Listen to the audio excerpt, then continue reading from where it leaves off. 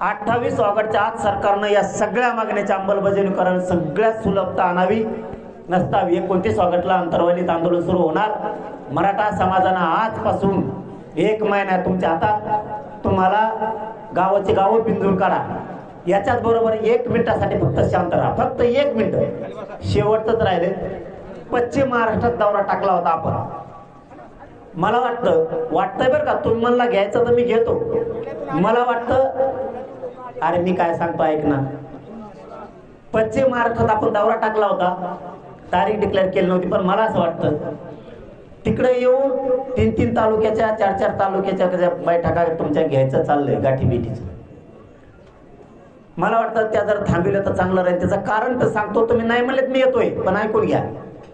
पुरी ताकद आंदोलनावर मराठ्यांना दोनदा यावं लागत, समजून घ्या. एकदा मी तिकडे आल्यावर त्या दौऱ्यात मराठ्यांना त्यावेळेस ये नाही आणि पुन्हा इकडं पण ये नाही. डबल खर्च करून आपला समाज अडचणीत घालण्यापेक्षा तुम्ही जर आजपासून पश्चिम महाराष्ट्रासह महाराष्ट्र पुरा जर पिंजून काढला, तुमचं बैठका घेऊन पण काय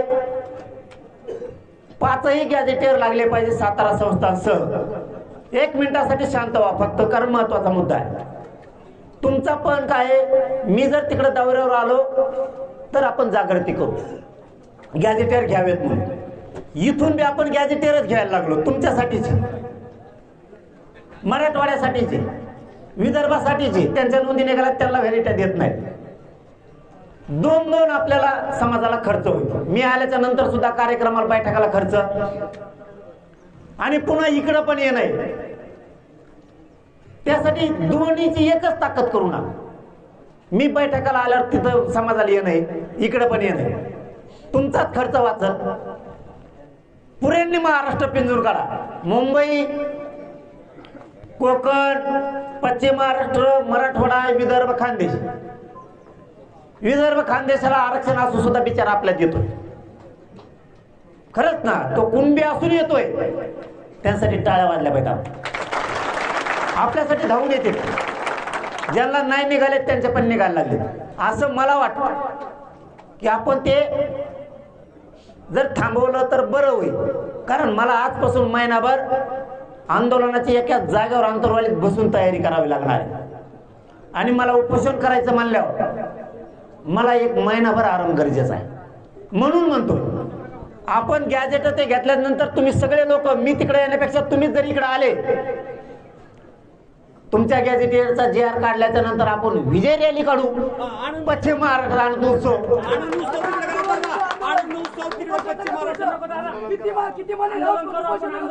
ऐका ना, थांबा रे, मला पश्चिम महाराष्ट्र सांगू द्या आधी. आपण काय करू, हा त्याच्यात काय होईल, मिळाल्याच्या नंतर तुम्ही आता तरी मला 2-3 दिवसासाठीच म्हणला होता.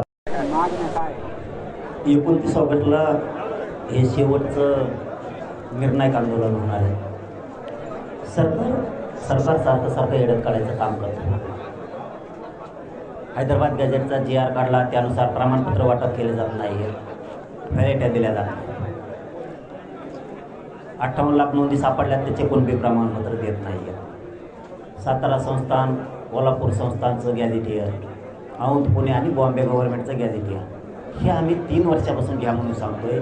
तेही घेतलं जात नाही. जाणून बुजून व्हॅलिडिटी तर सर्रास रोखल्या, काही कारण सांगू. मग जर आमचं असून दिलं जात नाही तर आता आम्ही शांत किती दिवस बसायचं.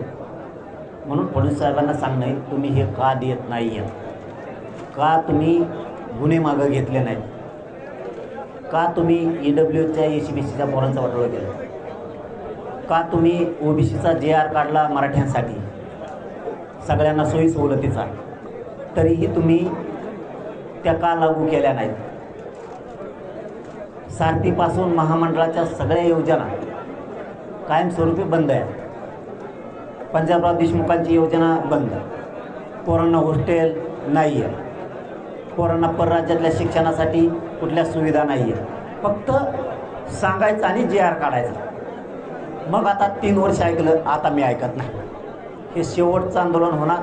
आणि राज्यातल्या मराठ्यांना आवाहन केलं आहे की घराघरातल्या मराठ्यांनी आंदोलनाच्या तयारीला लागायचं. आंदोलन शांततेत होणार. 29 ऑगस्टला 28 ऑगस्टच्या आत जर मागण्यांची सगळ्या अंमलबजावणी म्हणतोय मी, जे आर तुम्ही नुसतेच काढताय आणि नदी लावताय, अंमलबजावण्या केल्या नाही तर 29 ऑगस्टला आमरण उपोषण कठोरपणानं सुरू होणार. निर्णायक आंदोलन होणार. त्याशिवाय आता मागं आम्ही सर करणार नाहीत. जे होईल ते होईल. आता आम्ही तयारी ठेवू. सर दादा मला सांगा की आता शेवटचं तुम्ही उपोषण केलं होतं भाजप बसून होणार, त्या मागण्या सरकारनं मंजूर केल्यानंतर तुम्ही उपोषण सोडलं होतं. काय झालं त्या मागण्या सरकारनं नेमकं हैदराबाद गॅजेट लागू करताना नेमक्या प्रमाणपत्रासाठी काय अडचणी येतात? सरकारनं दिलेलं आश्वासन पूर्ण केलं नाही का? प्रत्येक वेळेस समाजाच्या हितासाठी आम्ही विश्वास ठेवतो. प्रत्येक वेळेस. आता त्यांनी ओबीसीचा जे आर काढला, हैदराबादचा जे आर काढला, प्रमाणपत्र काही प्रमाणात वाटप केले, आता लगेच बंद झाले पूर्णपणे. अधिकारी सांगतायत सरकारकडून आम्हाला शासन निर्णय आणि नियमावली दिली नाही, नीटकी SOP दिली नाही, व्हॅलिडिटी पण होईना, प्रमाणपत्र पण नाही. मग आता थांबणार किती दिवस? मी त्याच वेळेस सांगितलं होतो, तुम्ही सगळे पत्रकार बांधव साक्षीला, माझ्यावरती 29 ऑगस्टला शेवटचं आंदोलन करायची वेळ येऊ देऊ नका. त्याच्यानंतर मी आता 2 महिने वाट बघितली. जैसे थे म्हणून मी त्याच दिवशी सांगितलं होतं शेवटचं आंदोलन करण्याची वेळ येऊ देऊ नका 29 ऑगस्ट.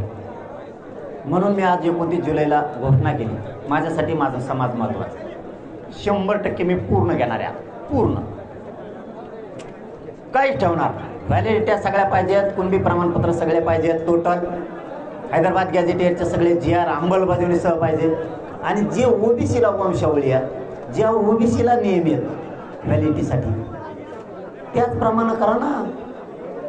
आम्हाला वेगळे कसं काय? ही याचा नात्यातलाच नाही, त्याच्या नात्यातलाच नाही, तुमची वंशावळ जुळत नाही. ज्या माणसाला कोणते प्रमाणपत्र घ्यायचं आहे त्याचीच वंशावळ घ्यायची. आता सरकार संपर्क साधन का नाही हे मला माहीत. आम्ही आंदोलन सुरू करणार आहेत. मराठा समाजाला पण सांगितलं, ज्यांचे प्रश्न आहेत, ज्यांचे कुणबी प्रमाणपत्र दिले नाहीत, व्हॅलिडिटी दिल्या नाहीत, त्यांनी अर्ज घेऊन तया बलिदान गेलेल्या कुटुंबापासून केसेसपासूनच्या सगळ्या पोरांना बोलवलंय, EWच्या पोरांना बोलवलंय, MPCच्या पोरांना बोलवलंय, महामंडळाचे सारथीच्या कोणाला योजना मिळाल्या नाहीत, परतावे मिळालेले ते सुद्धा पोरांनी या. ECBCच्या कोणत्या पोरांच्या निवडी झाल्या त्यांना नियुक्त्या दिल्या नाहीत, त्यांनी पण या. 28 ऑगस्टला सोक्षमोक्ष समोर करायचा. सरकारने या लोकांना कुणबी प्रमाणपत्र दिले नाहीत, यांना व्हॅलिडिटी दिल्या नाहीत, हे समक्ष दाखवणार आहेत आम्ही. सरकार बोलायला जागा नाही ठेवणार. सरकार खोटं बोलतं. व्हॅलिडिटीला ठेवल्या नाही म्हणतं, पेंडिंगच नाही असं म्हणतं, पेंडन्सी नाही असा फडणवीसांचा म्हणणं आहे. पेंडन्सी नाही. अधिकारी चुकीचा आकडा देत आहे. परत हैदराबाद गॅजेटनुसार अर्ज नाही, एकही पेंडन्सी नाही असं फडणवीस साहेब म्हणतात. आम्ही 28 ऑगस्टला तुम्हाला दाखवतो आहेत का नाही. आजच्या बैठकीमध्ये देवेंद्र फडणवीस तुमच्या टार्गेटवर राहिले. भाषणामध्ये काय नेमकं काय? मी फडणवीस साहेब टार्गेटवर राहील. टार्गेट केलंच नाही. का देत नाहीत ही प्रश्न विचार. त्याचं उत्तर त्यांनी द्यावं इथं येऊन. आम्ही विखे पाटलांना लाड बोल विचारलं, फडणवीस साहेब हे का देत नाहीत. टार्गेट केलं नाही. 29च्या नंतर होऊ शकते. 29 ऑगस्टच्या नंतर मी मग कोणाला सोडणार. 28 ऑगस्टच्या आत सगळ्या मागण्यांची अंमलबजावणी करायची. जर केली नाही तर 29 ऑगस्टला भयंकर मोठं आंदोलन उभं राहणार आहे. राज्यातले मराठी पुन्हा एकवटणार आहेत. पण आता घेतल्याशिवाय आम्ही माघारी जाणार नाही. सरकारनं दिलेलं आश्वासन पाळलं नाही किंवा मग सरकार बदललं असं तुम्हाला वाटते का? मला वाटतं सरकार आणि अधिकारी काहीतरी मराठ्यांशी खोटा डाव खेळते. त्यांनी GR काढले. काही कोणते प्रमाणपत्र वाटप गॅजेटनुसार झाले तर झाले. काही अधिकारी व्हॅलिडिटी देत नाहीत, प्रमाणपत्र देत नाहीत. अधिकारी ढकले ते सरकारवर, सरकार त्या अधिकाऱ्यावर. गॅजेट जर आमचं आहे तर त्यानुसार आम्हाला एक खटी लगेच वाटप पाहिजे. निर्णायक शेवटचं आंदोलन म्हणजे काय, लगेच पाहिजे. मराठवाड्यातल्या मराठ्यांना लगेच कोणी प्रमाणपत्र वाटून टाका. गॅजेट प्रमाण देतो फितो नंतर फिंतर नाही, लगेच. हो लगेच वाटप पाहिजे. 3 वर्ष वेळ दिला, किती देतो सरकार? गॅजेटमध्ये इतकी नोंद आहे ना, तितक्या नोंदीचं प्रमाणपत्र लगेच वाटप कर. 12 दिवशी 13 दिवशी तोवर आंदोलन सुरू आहे. प्रसाद लाड आज इथून मागे तसं नाही केलं. इथून माग काय मागितला महिनाभर वेळ, ठीक आहे दिला. आता वेळ नाही. गॅजेटमध्ये जेवढ्या नोंदी आहेत त्या नोंदीचे प्रमाणपत्र लगेच द्यायचे, तेव्हा आंदोलन सुरू. व्हॅलिडिटी जेवढं दाखल केलं त्या लगेच द्यायचं, तेव्हा सुरू. जेवढे पोरं नोकऱ्याला घ्यायचे राहिलेत ते लगेच घ्यायचे, तरच सुटतं आंदोलन.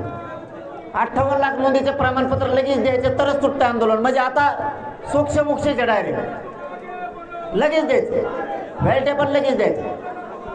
मंत्रालय स्थापन लगेच करायचं. ओबीसी सवलती आणि सोयीसुविधा लागू केल्या ना, तुम्ही केल्या ना, त्या लगेच त्याची अंमलबजावणी करून पोरांना त्याचे बेनिफिट झाले पाहिजे.